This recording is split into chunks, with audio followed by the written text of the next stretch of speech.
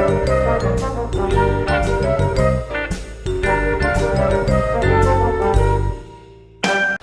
guys, Joe DeMarco from the Crazy New York Driver Show for Friday, June 28th, 2019. Welcome to another eBay video. Today we're going to be discussing a little bit about Hawaii, an eBay GSP case that was opened against me. We're going to talk about the GSP a little bit and an uptick in sales that I've noticed. More about unauthorized returns, another weird cancellation, and some announcements from eBay and a few other things as well. So we have a lot of ground to cover, so let's get right into it. For those of you who are wondering why I'm broadcasting here at work, it's because I'm running really late today, okay? So I was busy with doing something else. I made a really big purchase, a huge closeout purchase in fact, unbelievably huge. One of the biggest I've made in years. So that's been taking up a lot of my time. But let's get right to the video. For those of you guys who don't know me, I'm an eBay top rated plus seller with 100% feedback who comes out here every Friday night, and we discuss the ups and downs of eBay, the trials and tribulations, and hopefully I help you guys get out there and make more money with your eBay sales. So let's talk about a few issues, and I want to hit on your comments, questions, and concerns from last week. So we'll do that first. On promoted listings, Nico Matt Camera wrote, "Hi Joe, thanks for sharing. In a past video you inspired me to try promoted listings, and I made 23 sales that I probably would not have made without promoted listings. I think promoted listings works. Thank you. My observation is I tried it on 2 eBay accounts, got the same hit statistics, virtually the same items, but no sales on one account and 23 on the other. Any observations you've made related to that? Ciao, paisano." Truthfully, no. I am using promoted listings, as you know, and I'm having great success with it. And I'm glad you're enjoying great success with your one account. And let's hope that continues.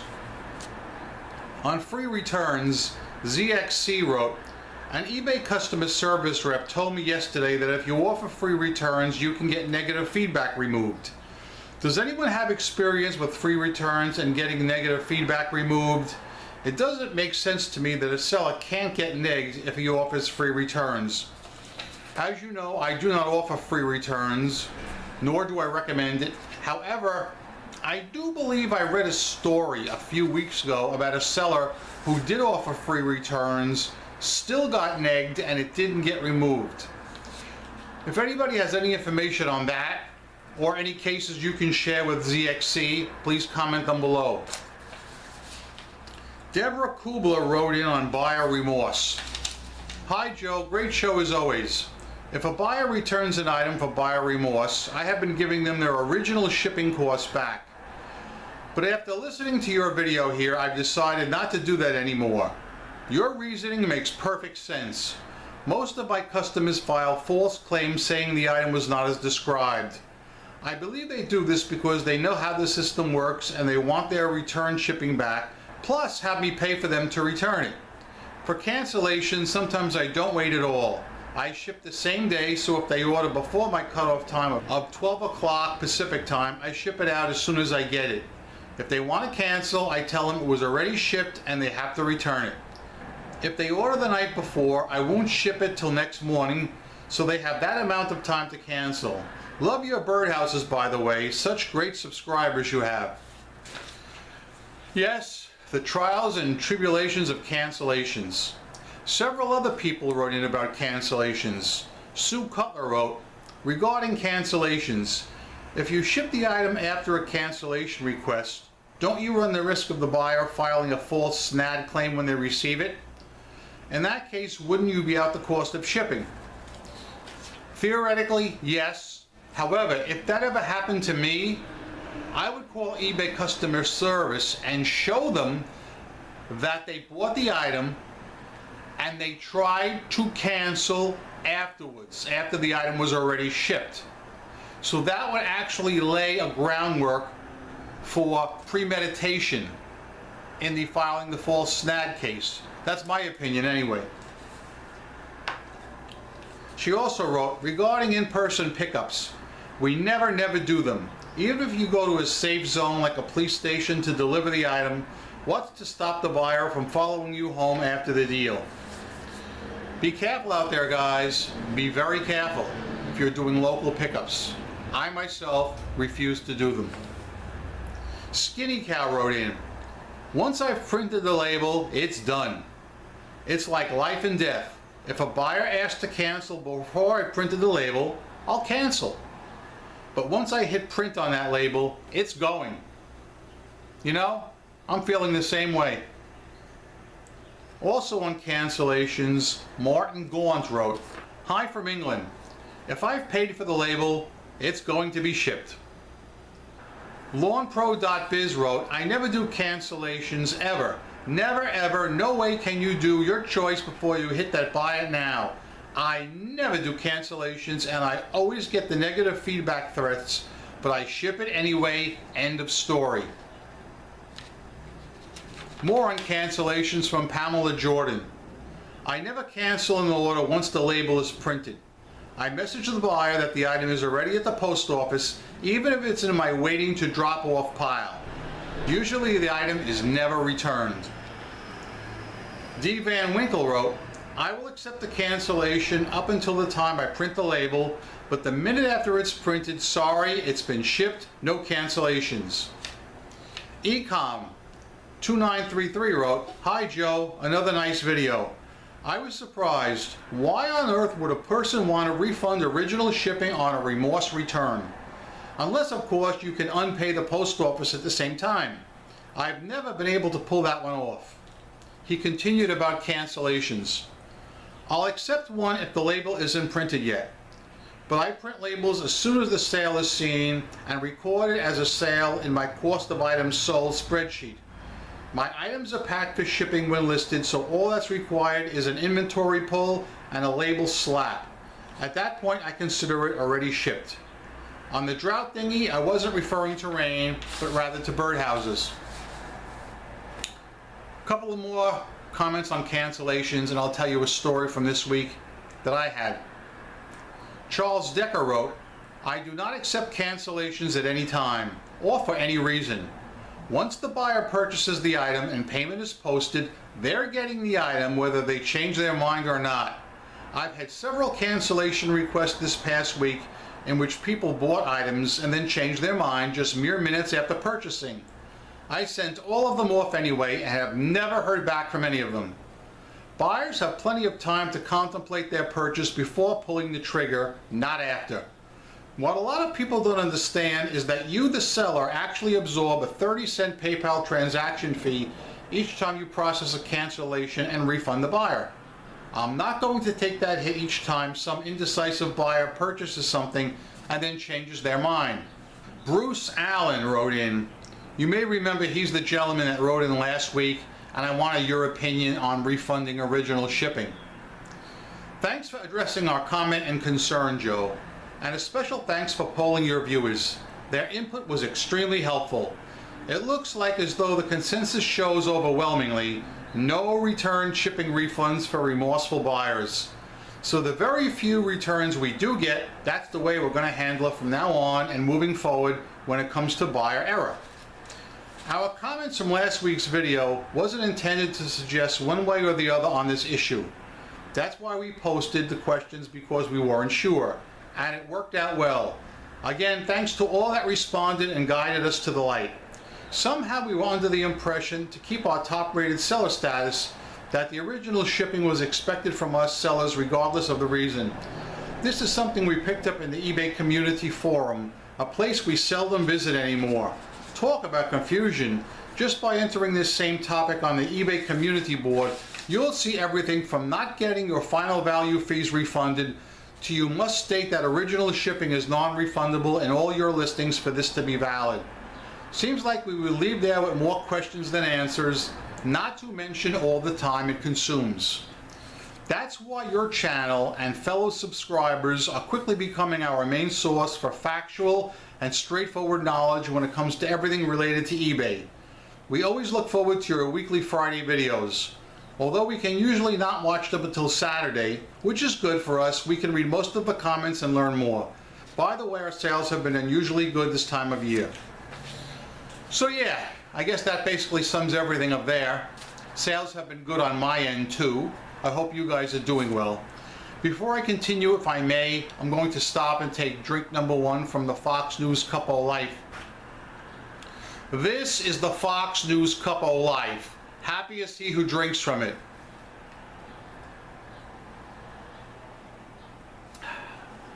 Ding-a-ling-a-ling-a-ling! E. Dennis wrote in about damaged items. I have a question about damaged item claims because I just ran across a discussion between Amazon sellers where they all said that asking the customer for photos of the damage was unreasonable and was the same as calling the customer a liar. I was dumbfounded. They said it doesn't matter that the insurance will require the pictures. They said it's the seller's responsibility to eat the return. How is this even a thing? I couldn't believe it. I've been thinking about starting on Amazon, but if that's the attitude, I don't want any part of it. If I sell a $500 silver coffee pot and it's damaged in shipping, it's probably worth more than $100 to $150 for the silver content. If I can't make a claim on the insurance, I'm royally screwed. If I sell a porcelain coffee pot, some of which are worth hundreds, and it's ruined in the shipment, it's worth nothing. Why should any seller have to eat that when insurance just needs a couple of photos? I don't sell on Amazon, and I have no plans on doing so. I normally don't talk about Amazon, but I'm going to stop here for a second, and I want to read something to you. As you know, each year, Amazon holds an event called Amazon Prime. It's the one day a year where they offer crazy sales, so they say. And if you guys remember, I believe the last 2 years, the system has crashed. Amazon has crashed both times for their big whoop-de-doo sale. So eBay has made an announcement that they hope to upstage Amazon Prime this year. But unlike Amazon's 48-hour event, eBay is planning weeks of deals, culminating with its crash sale on July 15th. If history repeats itself and Amazon crashes that day, eBay's wave of can't-miss deals on some of the season's top items will excite customers around the world, the online auction site wrote in its announcement. So basically, eBay is thumbing its nose at Amazon, and they've actually named their sale a crash sale because Amazon crashes every year. That's great. Pomona 513 wrote in about people asking for additional photos. About the person who discussed potential buyers asking for additional photos, I also get people asking for either more photos or additional info about an item quite often. And I can't think of even one instance where they actually ended up buying the item. Getting a message with a buyer's question is like the kiss of death. I put in the additional work to answer or add photos and it never amounts to anything. It's ironic. I feel that as a good seller, my listing should encourage buyers to contact me with questions, but when I actually get one, I cringe because I know it will likely be a waste of time. I suppose the silver lining is that I've avoided a potential problem buyer. Well, you know what problem I have with people asking questions? And this really bums me out. On certain items in eBay Motors, I will list the exact dimensions or size of the item. So for instance, I will say, this only fits 14-inch wheels. Okay? And I'll get people that will write a question like, would you please measure the item from edge to edge and tell me the precise reading you get? Now wait a minute. Why is there any need for me to measure anything when I'm telling you that it fits 14-inch wheels? I don't measure anything. I'll write back to them and I say, this item only fits 14-inch wheels. You cannot make it fit 15-inch or 16-inch or any other size other than 14-inch. Why don't you tell me the year and model of your car, and I'll let you know if it'll fit. And more often than not, they'll write back and say that they're trying to use it for a vehicle that it's not intended for. That concerns me, because I don't want to sell it to them, because I know if I do, it's going to wind up coming back and be a big issue. That happens to me more often than you think. Now we're going to talk a little bit about Hawaii. I'm going to read a comment from 5797029, Mike. I'm going to tell you a little story after that. Mike wrote, "This is about Hawaii. No, not the weather. It happened again. A buyer in Hawaii who opened an item not received case is waiting for a taillight I shipped on April 17th. On May 31st, it arrived in San Francisco and is currently in transit to a destination with no updates. It's inside a container on a cargo ship somewhere. Today is June 21st. You do the math. This package was too large for priority mail. $54 would have been the shipping cost, so ground was the only reasonable option. This happens at least 4 to 5 times a year. What do you think about excluding shipping to Hawaii and Alaska on larger items? P.S. I do get quite a few sales from Hawaii." This is a very timely comment. Okay, I want to really explore this, and I want to tell you a true story that just happened to me this week involving Hawaii. Now, as eBay sellers, the chances are once in a while we're going to run into a stock out.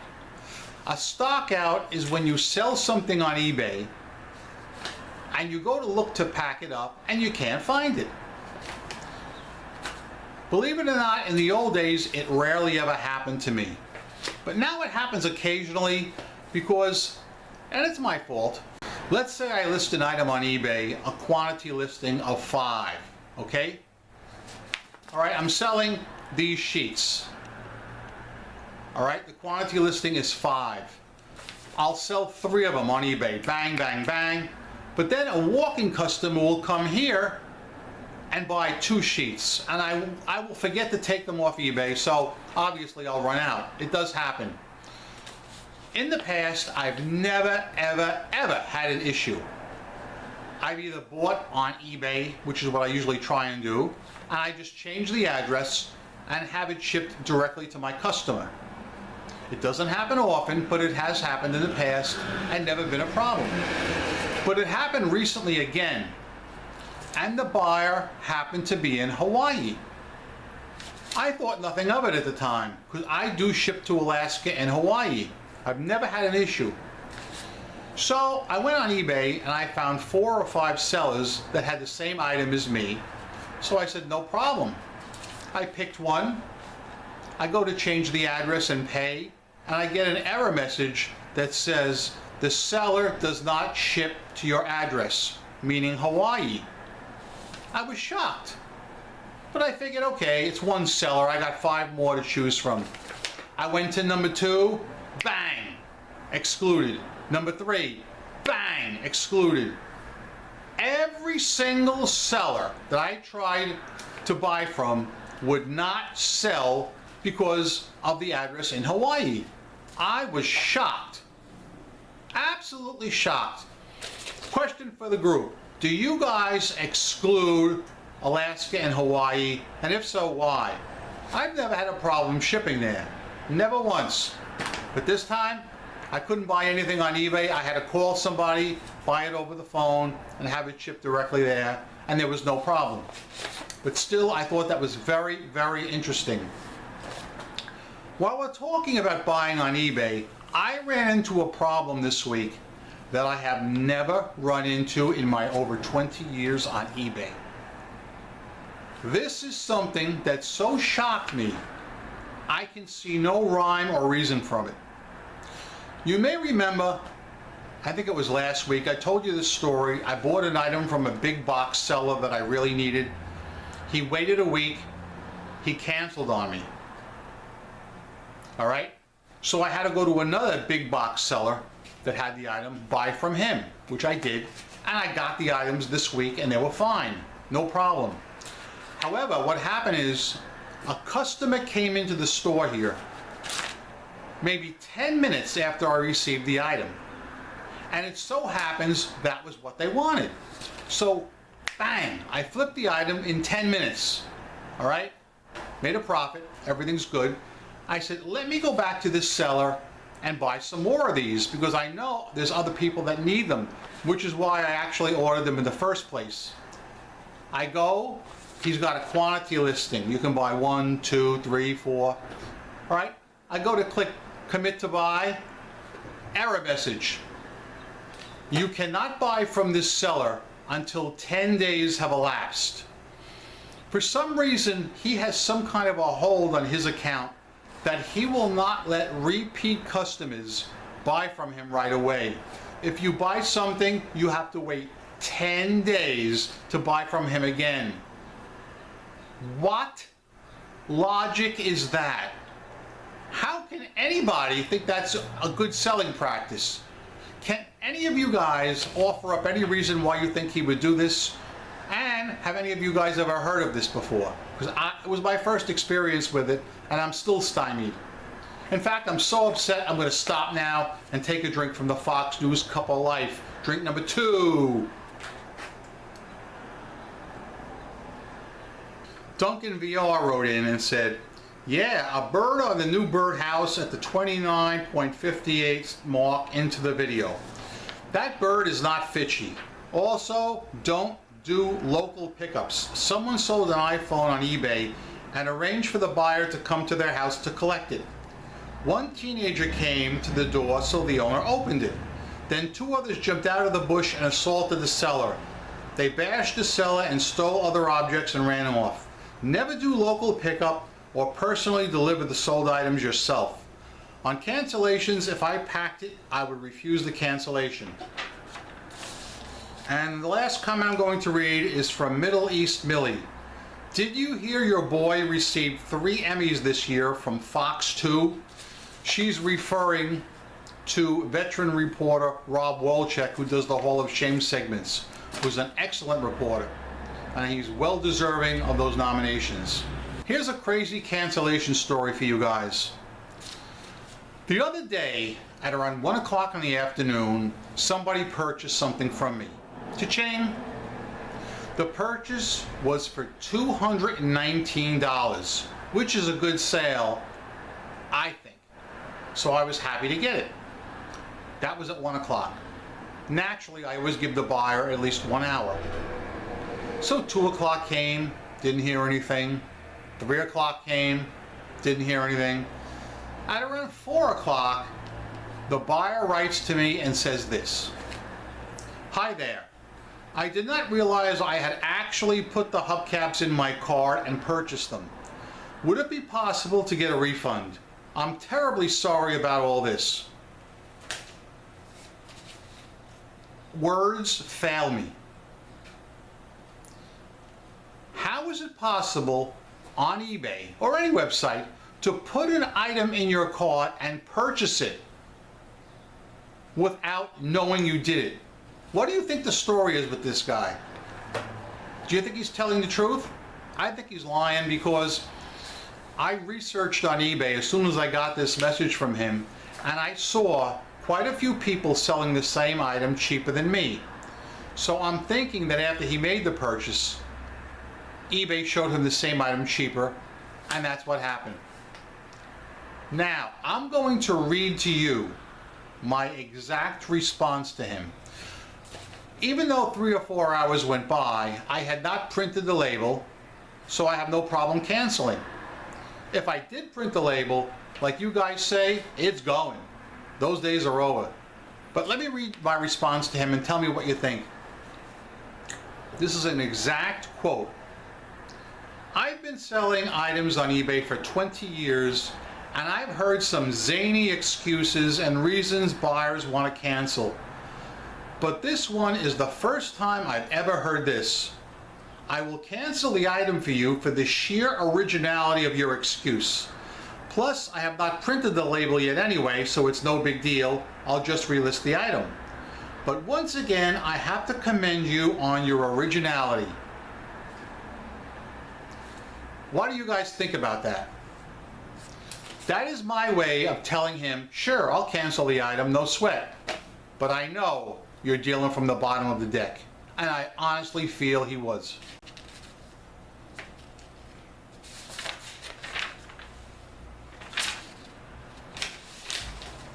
I had another unauthorized return this week. These things drive me up the wall, and I know you guys go crazy too with them. An unauthorized return is when somebody takes it upon themselves to return something without going through the eBay system. They just put it in the box, mail it back to you, and say, give me my money back. I bought the wrong size. So, I sold an alloy wheel center cap a few weeks ago. Guy got it, and apparently he bought the wrong one. He paid around $7 or $8 priority mail to get it. He shipped it back to me and paid almost $6 because he sent it first class. So you're talking between $13, $14 worth of shipping.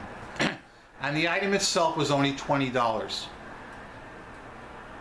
Question. I know I've asked this before, but it's worth bringing up again. When you get unauthorized returns where people circumvent the eBay system and violate the rules and just send you an item back willy-nilly, what do you do? What do you do? Please tell me below. A couple of items about the GSP, the Global Shipping Program. For the first time, I believe it's the first time, I had a case opened against me in the Global Shipping Program for item not received. What happened is a person had bought some time ago an item from me, and I shipped it, no problem. And it was an expensive item. It was $100 plus shipping.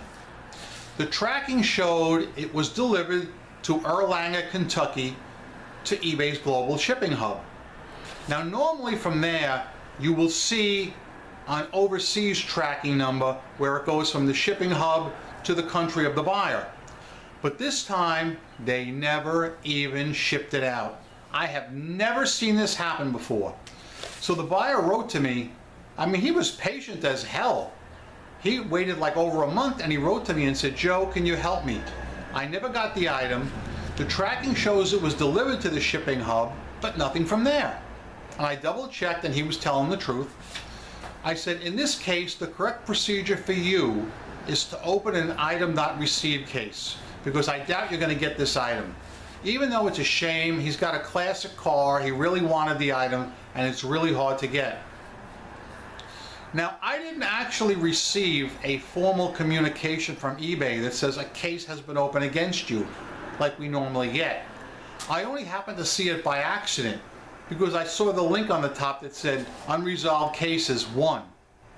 And I said, I have no cases. I clicked on it, and it was this overseas buyer. But anyway, within 24 hours, eBay decided that nobody was at fault. They let me keep the money for the sale, the $100. They gave the buyer back his money, but the item is declared lost. I think it's a shame, because somebody in the Seller Hub has a really classic part. I've never heard of them not shipping out an item before. I've heard of them shipping it and having it get lost in transit, sure, but I've never, ever heard of an item just not being shipped at all. The last thing I want to say about the Global Shipping Program, and I've noticed this for over a month, but I keep forgetting to tell you guys, I have noticed a huge uptick in my Global Shipping Program sales.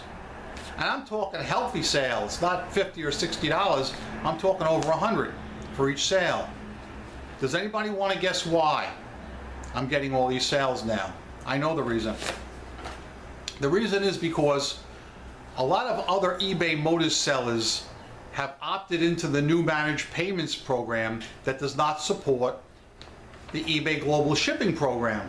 So these guys are losing all the Global Shipping Program sales, and they're coming to me. I am 100% sure that's the reason. So not being enrolled in managed payments is actually doing me a favor. Alright guys, that's basically it for now. I had really hoped to film this video on my deck to show off the new Don't Be Fitchy birdhouse, By the way, if any of you guys are interested in getting a Don't Be Fishy birdhouse commissioned, like I did, the master craftsman is Marlon Parkhurst. He builds birdhouses, and if you guys want a Don't Be Fishy birdhouse for your deck, that's the man that can build it. Oh, by the way, I got the new plates for the birdhouse. This is number 1. This is number 2. Which one do you think would look better on the birdhouse? Guys, I'm Crazy New York Driver and you're not. Thank you for watching this video.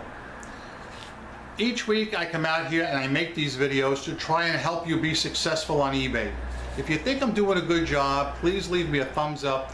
It tells me I'm on the right track and appreciate it. If you don't think I did a good job this week, tell me in the comment section below what you want me to hit up next week and I'll be glad to do it. Remember, I'm a seller friend, not a seller critic of any kind. I'm still making money online.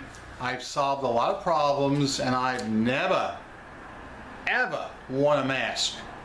Some say I could be a CEO or even a CFO of my own company. That being said, I guess there's nothing else to say, but go out there, make a ton of money on eBay, rock on, and peace! Yeah! By the way, I forgot to mention about the weather. Normally I film outside and I show you how it's cloudy and rainy. It is not cloudy and rainy right now, but you guys can't see it because I'm inside. However, they're saying it's going to be very cloudy and rainy for the weekend. So that being said, that's about it. The video is basically over, but it's not totally over until I say the 3 magic words. And those 3 magic words are... Don't be fishy! Thanks for being here, guys. Thanks for staying this long and watching all of the video. Comments, questions, and concerns below. That's all I gotta say. I'll see you guys next week, right here on the Crazy New York Driver Show.